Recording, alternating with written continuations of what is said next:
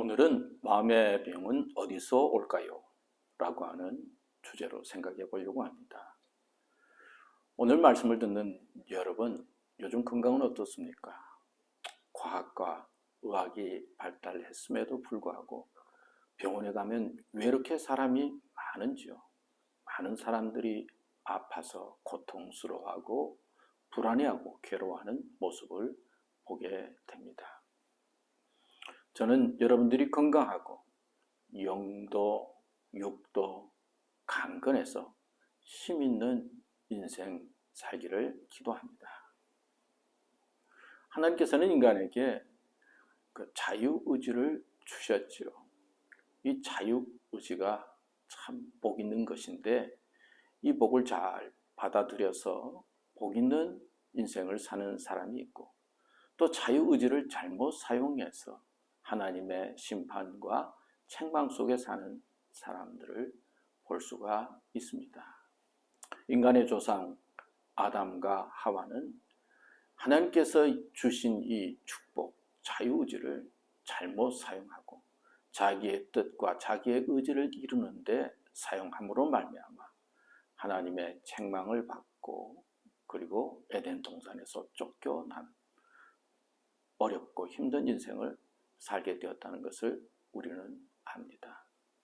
여러분, 하나님께서 허락해 주신 자유의지가 우리에게 복이 되고 또 어떤 때는 잘못 사용하면 하나님의 심판과 책망의 대상이 됩니다.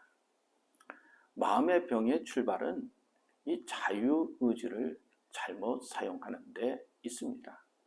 하나님께서 허락해 주신 이 자유 그리고 의지, 이것을 하나님의 뜻을 알려고 하고 그리고 하나님의 말씀에 귀를 기울이고 하나님의 사람으로 살려고 하면 그 삶이 복되고 하나님이 함께 하시고 인도하시는 은혜 가운데 거하게 됩니다.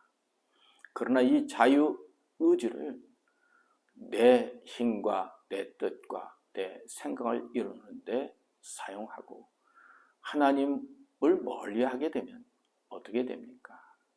이것이 바로 세상에 빠지게 만들고 나를 죄 가운데 빠지게 만듭니다. 죄가 내 마음속에 들어오기 시작하면 마음에 병이 들기 시작하고 불안하고 염려하고 걱정하게 됩니다.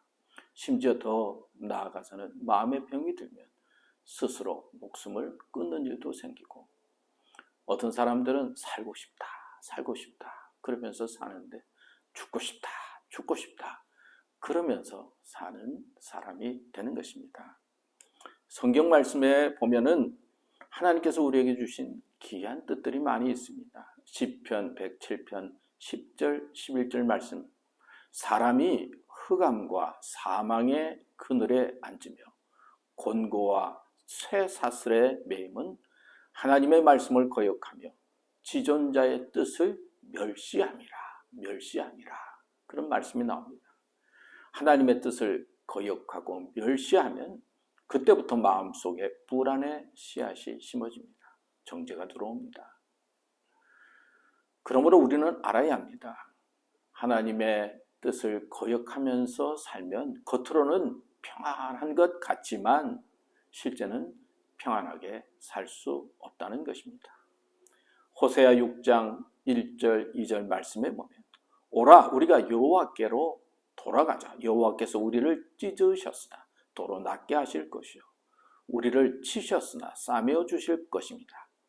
여호와께서 이틀 후에 우리를 살리시며 제3일에 우리를 일으키시리니 우리가 그 앞에서 살리라 말씀합니다. 호세아 선지자는 하나님은 우리를 회복시켜 주시는 분이시며 우리를 일으켜 세우시는 분이다 말씀합니다. 우리는 우리의 죄를 회개하고 하나님께로 돌아가야 합니다. 그리고 마음을 내어놓고 하나님의 도움을 구해야 합니다. 그러면 하나님께서 회복시키시고 일으켜 세워주십니다. 여호수아 1장 9절 말씀에 보면 내가 네게 명한 것이 아니냐 마음을 강하게 하고 담대히 하라 두려워 말며 놀라지 말라. 내가 어디로 가든지 내 하나님 여호와가 너와 함께 하느니라 하시니라. 하나님은 우리에게 말씀합니다. 마음을 강하게 하고 담대하라. 두려워 말며 놀라지 말라. 하나님의 뜻이 이런 겁니다. 우리의 마음을 강하게 하고 건강하게 하고 이 세상을 이길 힘을 주십니다. 아멘, 아멘. 그렇습니다. 아멘으로 응답하면서 믿음의 길을 잘 달려감으로 마음의 병을 고치고 또 인생의 문제를 회복하면서 힘차게 달려가는 삶이 되시기 바랍니다.